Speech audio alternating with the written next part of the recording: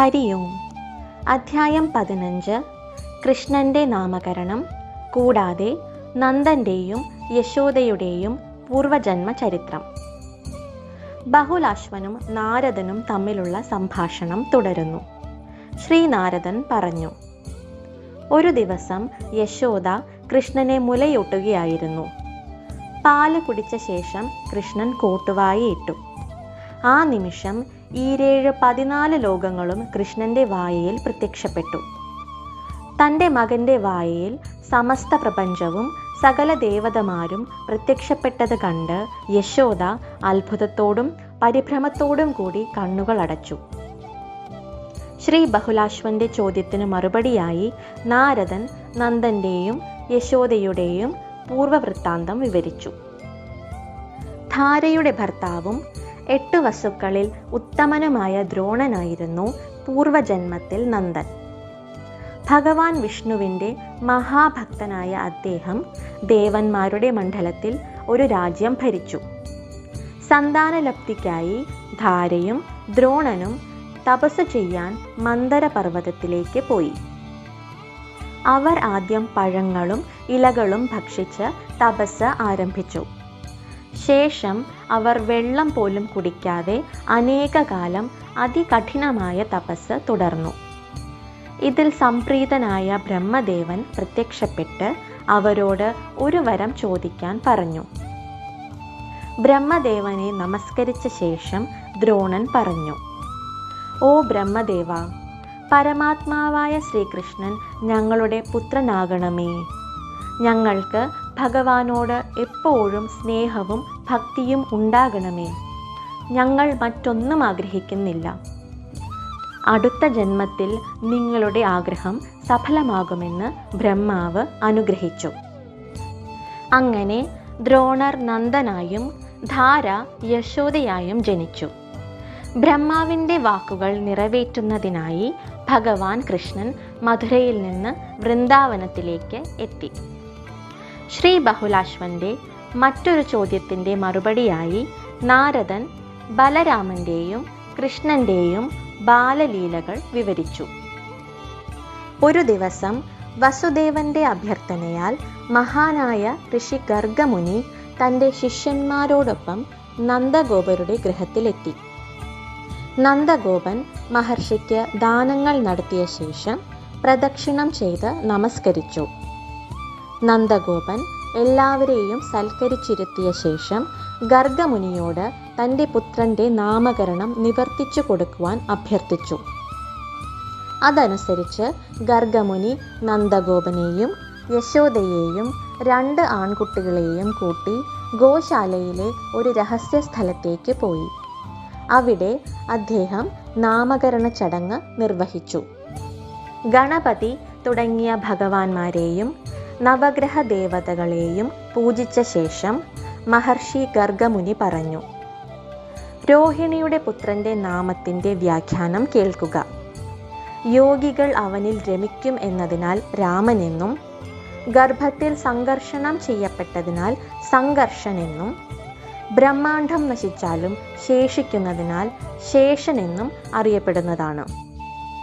അവൻ അതിശക്തനായതിനാൽ എല്ലാവരും അവനെ ബലരാമൻ എന്ന് വിളിക്കും.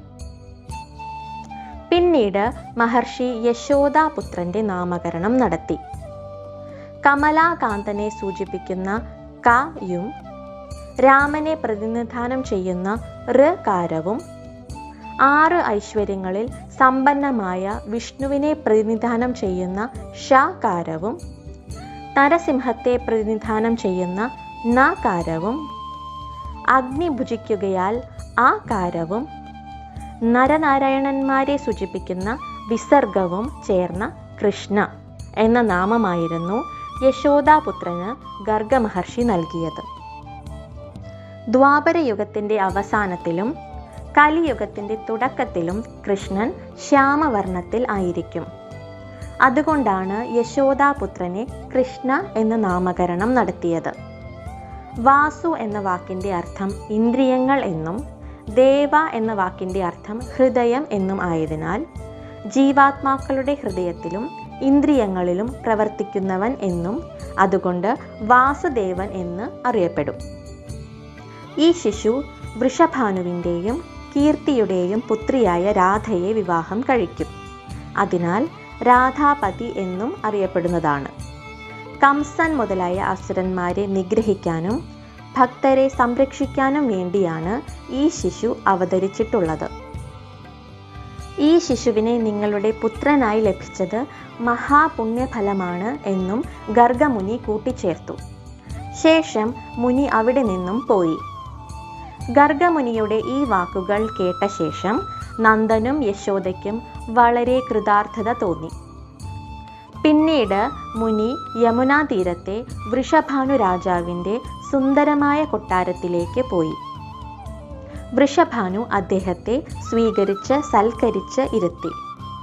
വൃഷഭാനു പറഞ്ഞു, ഋഷിമാരുടെ ദർശനം ഗൃഹസ്ഥർക്ക് സമാധാനം നൽകുന്നതാണ്. ഒരു ഋഷിയാണ് മനുഷ്യരുടെ ഹൃദയത്തിലെ ഇരുട്ട് നീക്കുന്നത്. ഓ ഋഷി, എൻ്റെ മകളുടെ പേര് രാധിക എന്നാണ്. അവളെ ഞാൻ ആർക്ക് വിവാഹം ചെയ്തു കൊടുക്കണം? അങ്ങ് എന്നെ ഒന്ന് സഹായിക്കുമോ? വൃഷഭാനുവിൻ്റെ കൈ പിടിച്ച് മഹർഷി ശ്രീ ഗർഗമുനി യമുനാ തീരത്തെ ഒരു സുന്ദരവും ഏകാന്തവുമായ സ്ഥലത്തേക്ക് പോയി. ആ തീരത്ത് രണ്ടുപേരും ഇരുന്ന ശേഷം ഗർഗമുനി പറഞ്ഞു, ഗോലോകധാമത്തിൽ വസിക്കുന്ന പരിപൂർണതമനായ ശ്രീകൃഷ്ണനാണ് നന്ദൻ്റെ ഗൃഹത്തിൽ വസിക്കുന്നത്. നിങ്ങളുടെ പുത്രി മറ്റാരുമല്ല, അത് സാക്ഷാൽ രാധാദേവിയാണ്. ഈ വിവരം കേട്ട് അദ്ദേഹം അത്യധികം ആഹ്ലാദിച്ചു. അനന്തരം അദ്ദേഹം ഗർഗമുനിയോട് ശ്രീകൃഷ്ണനുമായുള്ള തൻ്റെ പുത്രിയുടെ വിവാഹം നടത്തിക്കൊടുക്കുവാൻ അപേക്ഷിച്ചു. എന്നാൽ ആ വിവാഹം സാക്ഷാൽ ബ്രഹ്മദേവൻ തന്നെ നടത്തിക്കൊടുക്കും എന്ന് മഹർഷി പറഞ്ഞു. ശേഷം മഹർഷി രാധയുടെ യഥാർത്ഥ പ്രഭാവം വൃഷഭാനുവിന് വിശദമാക്കി കൊടുത്തു. രാധയുടെ സഖിമാരായിരുന്ന ഗോപികമാർ ഗോലോകത്ത് നിന്ന് ഭൂമിയിൽ വന്നിരിക്കുകയാണെന്നും മഹർഷി പറഞ്ഞു.